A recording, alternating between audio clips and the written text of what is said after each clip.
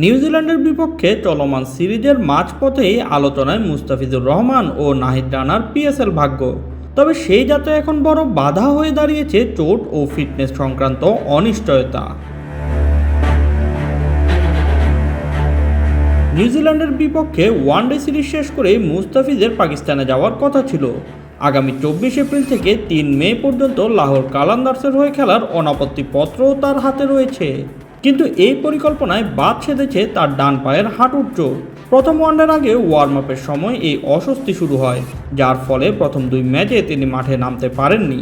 যদিও চট্টগ্রামে দলের সাথে অনুশীলনে তাকে বেশ সাবলীল ও ফুরফুরে মেজাজে দেখা গেছে, তবুও বোলিং কোচ শন টেট তার খেলার ব্যাপারে শতভাগ নিশ্চিত করতে পারেননি। এখন প্রশ্ন হলো, সিরিজের শেষ ওয়ানডেতে তিনি ফিরবেন কিনা। যদি শেষ ম্যাচে কোনো সমস্যা ছাড়াই তিনি বোলিং শেষ করতে পারেন, তবে লাহোরে যাওয়ার পথ পরিষ্কার হবে। অন্যথায় বিসিবির ফিজিও ও নির্বাচকদের সবুজ সংকেতের অপেক্ষায় থাকতে হবে এই বাঁহাতি পেসারকে। উল্লেখ্য যে এবারের আসরে 5 ম্যাচে 6 উইকেট নেওয়া মুস্তাফিজকে প্লে অফের লড়াইয়ে ফিরে পেতে মুখিয়ে আছে লাহোর কালান্দার্স।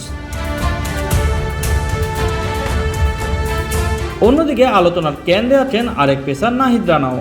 টি-20 সিরিজে বিশ্রাম পাওয়া এই গতিদানবকে পেতে মরিয়া হয়ে আছে পয়েন্ট টেবিলের শীর্ষে থাকা পেশোয়ার জালমি।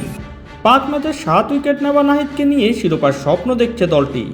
যদিও তিনি এখনও আনুষ্ঠানিকভাবে বিসিবির কাছে অনাপত্তিপত্রের আবেদন করেননি, তবে দ্রুতই তিনি অনুমতি চাইতে পারেন বলে জানা গেছে।